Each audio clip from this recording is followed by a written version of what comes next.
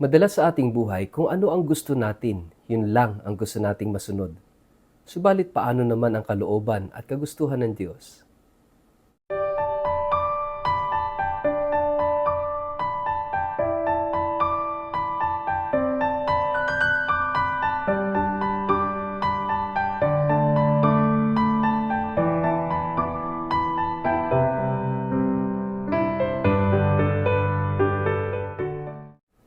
Ang mabuting balita ng Panginoon ayon kay San Marcos. Isang taong may ketong ang lumapit kay Jesus. Lumuhod ito at nagmakaawa. Kung nais po ninyo, ako'y inyong mapagagaling at magagawang malinis. Nahabag si Jesus sa ketongin, kaya't hinawakan niya ito at sinabi, "Oo, nais ko, gumaling ka." Noon din nawala ang ketong ng lalaki at siya'y naging malinis. Matapos mapagbilinan, agad siyang pinaalis ni Jesus at pinagsabihan ng ganito, "Huwag mong sabihin ito kanino man. Sa halip ay magpunta ka at magpasuri sa pari.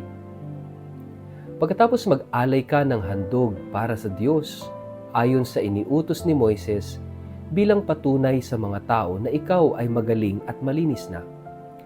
Ngunit pagkaalis ng lalaki, ay kanyang ipinamalita ang nangyari sa kanya. Dahil dito, hindi na nakapasok sa bayan si Jesus, nanatili na lamang siya sa mga hindi mataong lugar. Subalit, pinupuntahan pa rin siya ng mga tao mula sa iba't ibang dako. Ang mabuting balita ng Panginoon.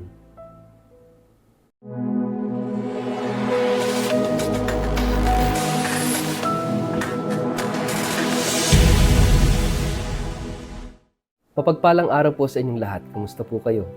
Ang atin pong word of the day ay willing. Bago po tayo magpalalim sa atin pong reflection ngayong araw na ito, kayo po'y muli kong inaanyayahan na huwag kakalimutan mag-like, mag-follow at mag-subscribe sa ating page na Word of the Day at Father Richard Lagos. Ganun din po, pakishare ang ating video ito sa inyong kapamilya, kamag-anak, mga kaibigan at mga kakilala sa social media para sama-sama tayo sa pagiging media evangelizers at online missionaries nagpapalaganap ng salita ng Diyos sa mundo ng social media. Paki-follow na rin po ako sa YouTube at sa Instagram. Mga kapatid, mahalaga na sa bawat araw, tinitingnan, isinasangguni at tinatanong natin kung ano ba ang kalooban ng Diyos. Madalas, kung ano lang yung ating gusto, kung ano yung ating kalooban, yun ang gusto nating mangyari. At kapag hindi nasusunod yung gusto natin, nawawala tayo sa mood, nagagalit o kaya naiinis dahil yung mga nangyayari ay hindi ayon sa ating kagustuhan o sa ating mga plano o sa ating kalooban. Pero madalas ba nating tinatanong, ano naman yung kalooban ng Diyos? Yun bang ating gusto ay gusto ng Diyos? Yung ating bang kalooban ay kalooban ng Diyos? At ano yung mas mahalaga sa atin? Ang mangyari yung kalooban natin o yung kalooban ng Diyos? Yung kagustuhan natin o yung kagustuhan ng Diyos? Dito sa ating gospel today, ito yung mahalagang itinuturo sa atin. Maganda ang tanong, ang pagsusumamo ng isang may ketong sa ating Panginoong Jesus. At sabi niya, "Panginoon, kung nais ninyo, kung gusto ninyo, ako'y mapagagaling at mapalilinis ninyo. If it is your will, if you want it, you can make me clean." Maganda itong sinabing ito ng ketongin sa ating Panginoon. Hindi niya sinabing, "Panginoon, gusto ko, pagalingin mo ako. Panginoon, gusto ko, linisin mo ako." Hindi niya yun sinabi sa ating Panginoon. Sa halip, ang sabi niya, "Panginoon, kung gusto mo, kung nais mo, kung kalooban mo." At ano sabi ng ating Panginoon?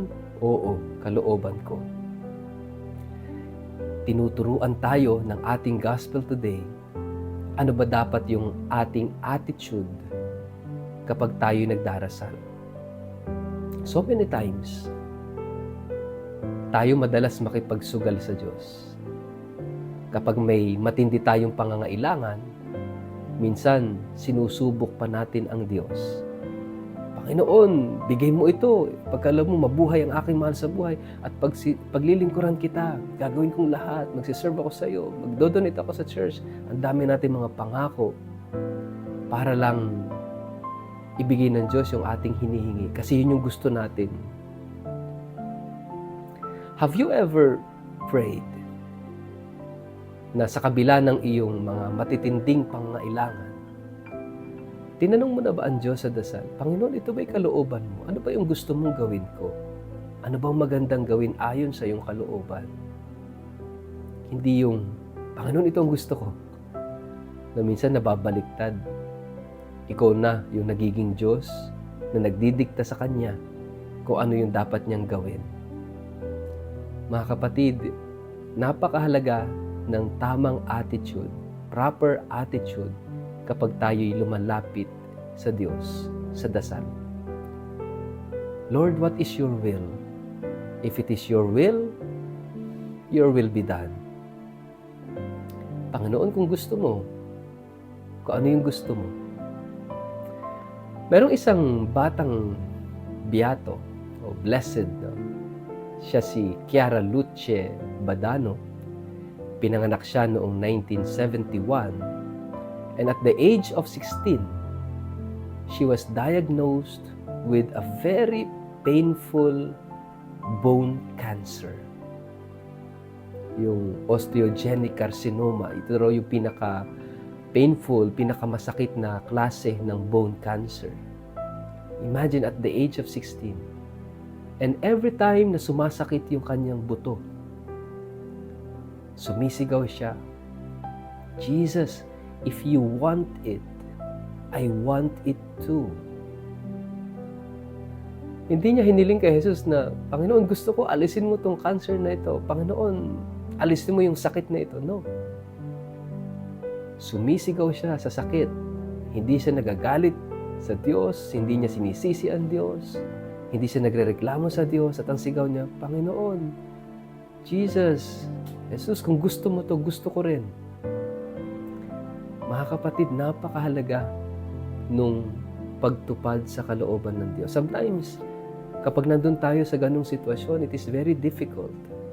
It is the grace of God that makes us realize kung ano ang kalooban ng Diyos at tanggapin ito sa buhay natin. Kinakailangan nating matuto that attitude sa pagdarasal. Jesus, if you want it, I want it too. Yung pag-ugnayin yung ating kalooban at kalooban ni Jesus. Yung kalooban ni Jesus at yung kalooban natin. Yung pagtupad at pagnanais na masunod, hindi yung ating kagustuhan at kalooban, kundi ang kalooban ng Diyos. Ito yung hilingin nating grasya sa araw na ito. Sa ngalan ng Ama at ng Anak at ng Espiritu Santo. Amen. Panginoong Jesus, naway matutunan naming makita, sundin at tanggapin ang iyong kalooban. Kung ano ang gusto mo, yon ang gusto namin. Amen. Pagpalain po kayo't ingatan ng makapangyarihang Diyos, Ama at Anak at Espiritu Santo. Amen.